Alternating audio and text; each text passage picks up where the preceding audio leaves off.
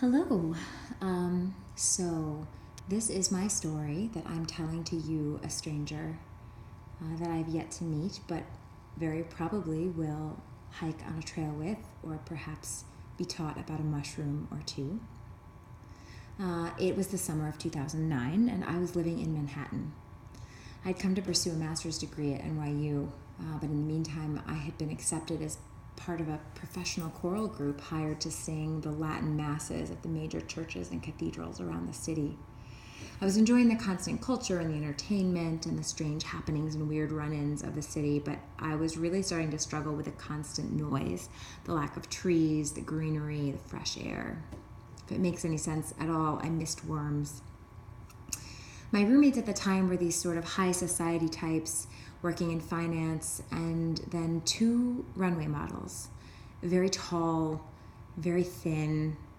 They would sometimes go on these week-long fasts where they would eat nothing but cucumbers and mustard and drink a lot of water and smoke a lot of cigarettes. And I didn't really have a whole lot in common with them. One of them was what they call a kept woman, I suppose. Max Azria, who's a famous designer, took her out of our apartment at one point and put her up in a place that he paid for. And as a result, she was always getting all these perks, party invites and car services and whatever.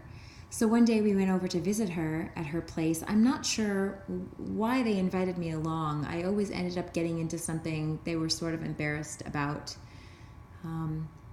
But this band was coming through town, Ryan Bingham and the Dead Horses. He's had some degree of success. I think one of his songs was nominated for an Oscar for the movie Crazy Horse. But it didn't mean anything to me at the time. I didn't know who he was. They had this big roof party.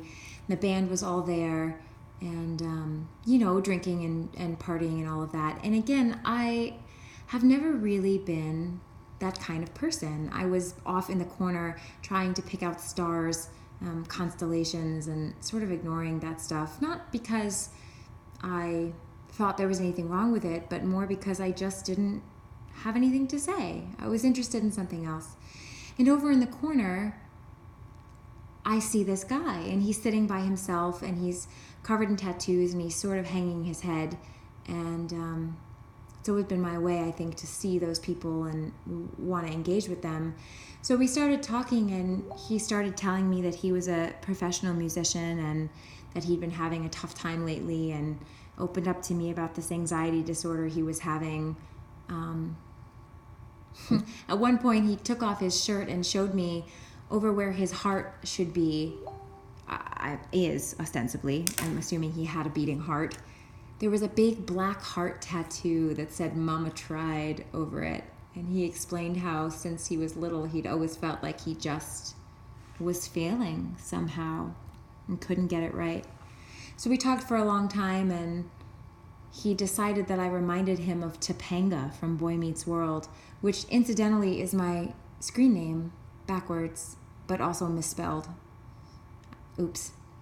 From when she was like a middle schooler, and he started calling me Topanga, and I sort of helped him out, and we parted ways. And the next night we went to the band's show, and they're not going on. They're going from a little late to fashionably late to way too late to disgruntled crowd late.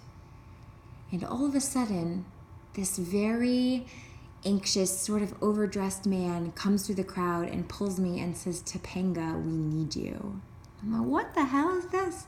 So, okay, why are you calling me that? I have no idea what's going on. And he threads me through the crowd, takes me backstage, and there is the guy. It turns out he's the drummer from this famous band, and he's having a total anxiety attack, and they can't go on stage because he can't seem to calm down. He had heard that I was in the crowd, and he sent someone out to get me. So I sat with him and calmed him down and helped him to find his feet. And then I went backstage just behind the curtain and stayed there for their entire set so that he could look over for a reference when he became overwhelmed. And they played their full show, and everything went great. And for about, 2 years, sometimes he would email me from the road. I don't know that he ever knew my real name. time. I was always Topanga. But it was a really cool experience, and I was really glad to be there and to make my, what I thought was sort of misfittery, turn into something really good. Anyway, that's my weird story. I'm looking forward to hearing yours.